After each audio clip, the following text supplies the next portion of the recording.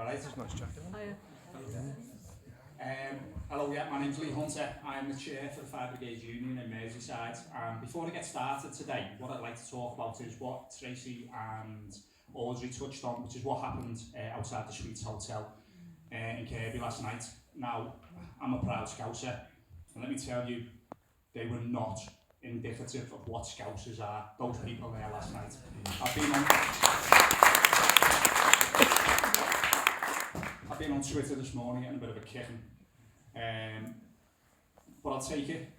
I've been called a paedophile sympathiser. Those people last night there were not trying to fight against paedophiles. They were fascists. They were there because they are racist. And let me tell you, in my city, refugees are always welcome.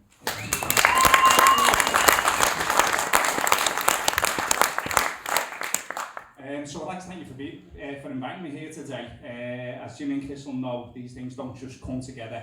I also am involved with Enough is Enough Merseyside, so I know that it takes a little bit of organising. And thank you for coming as well. Great numbers here today. And this movement is growing daily through people like us who are getting out there and demanding change. And that's the only way that we will get change, when we demand it. But now I'm going to ask something of you. Because on the 23rd of January this year, whilst attending a fire at the former Jenner's department store, firefighter Barry Martin was injured and taken to Edinburgh Royal Infirmary.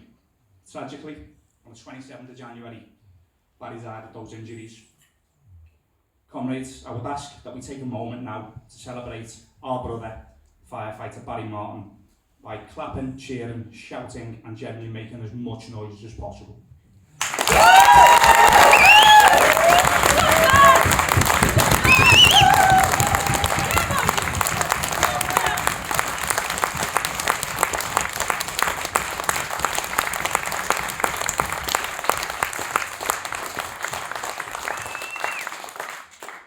Stand down, brother.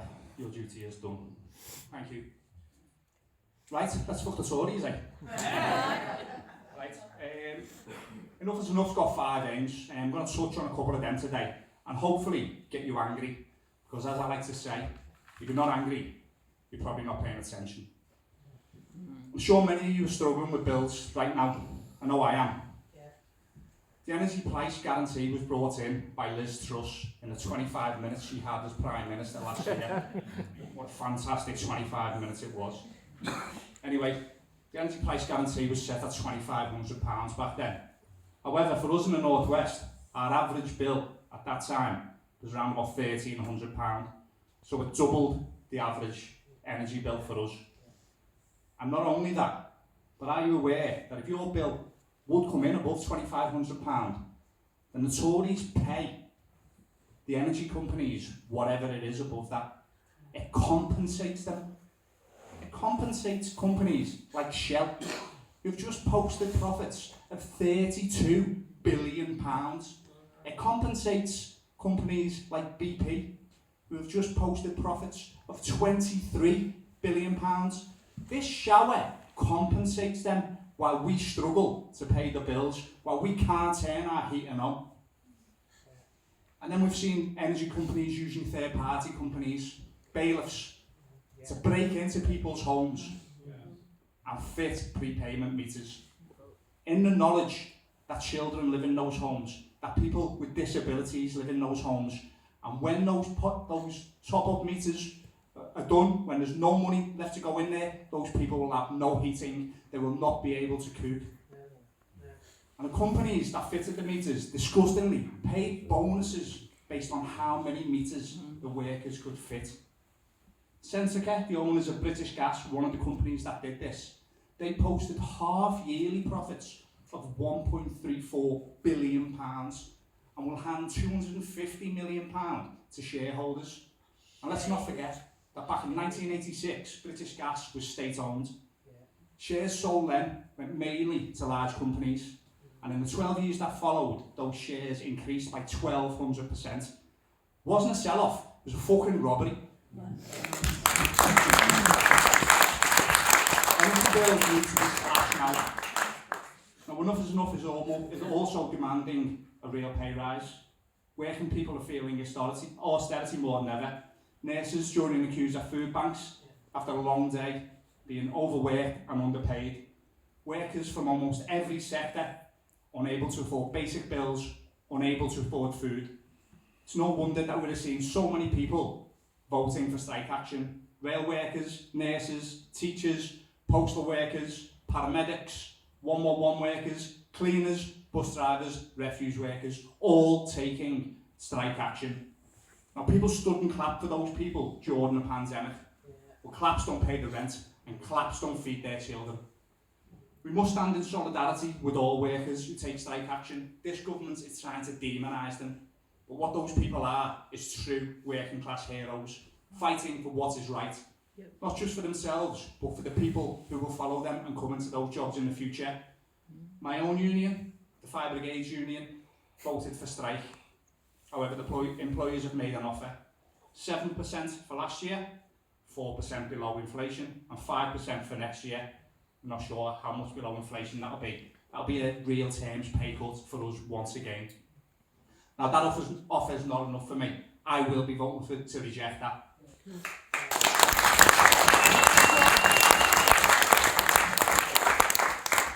And if we do reject it nationally and walk out, we'll do so reluctantly. Yet even with a democratic mandate to strike, we and other workers are still being attacked. The minimum services bill is currently going through the House of Commons. If or when it comes in, it'll take away some of the rights that striking workers have. Maybe even make some of those strikes obsolete. If the bill comes in for workers in health, rail and the fire service sectors, a number of workers will have to work, even when a ballot is returned in favour of strike action. And the employers can decide which workers it will be that will go in. The bill also removes part of the Employment Rights Act, which gives workers the automatic protection from unfair dismissal. That'll be gone. It also attacks the unions themselves, removing their protection from liability for inducing strike action. Wow. It's absolutely draconian. Similar laws do exist across Europe, in places where they have fascist right-wing governments. So it's probably only right, while we have a fascist right-wing government here, that they're trying to bring that in as well. Pretty soon, comrades, we won't be fighting for pay, we won't be fighting for our terms and conditions, and we won't be fighting for our safety at work. We'll be fighting for the right to fight. Comrades,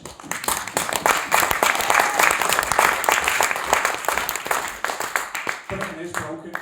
The NHS is broken. You heard one of our NHS workers say it before. It's underfunded.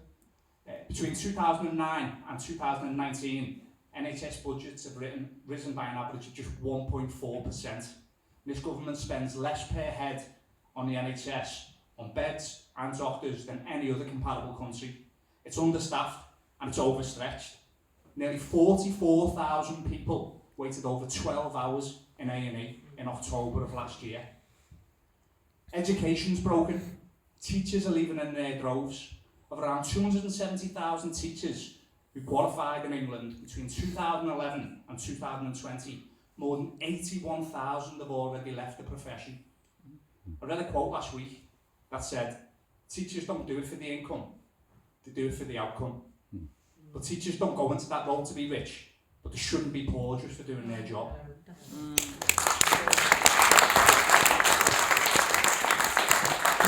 Our communities are broken.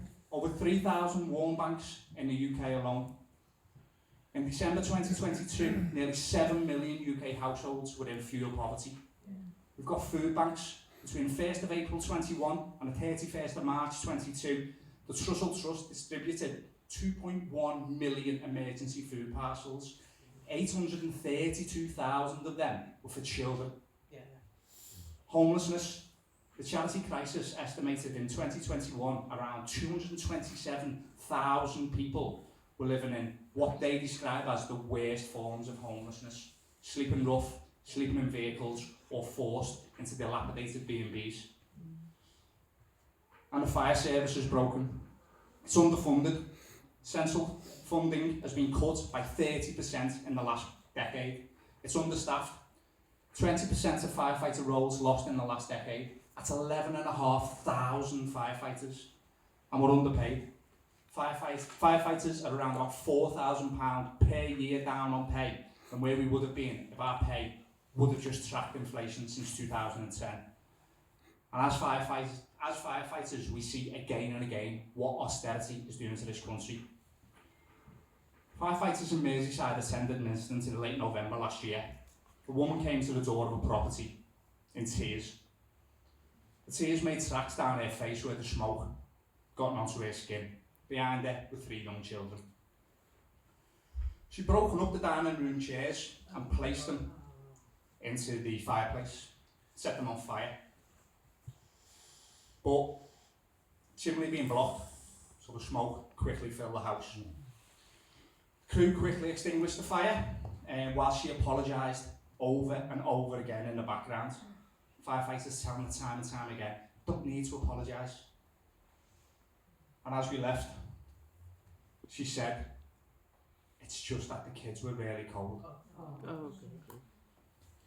If you're not fucking angry, you're not paying attention.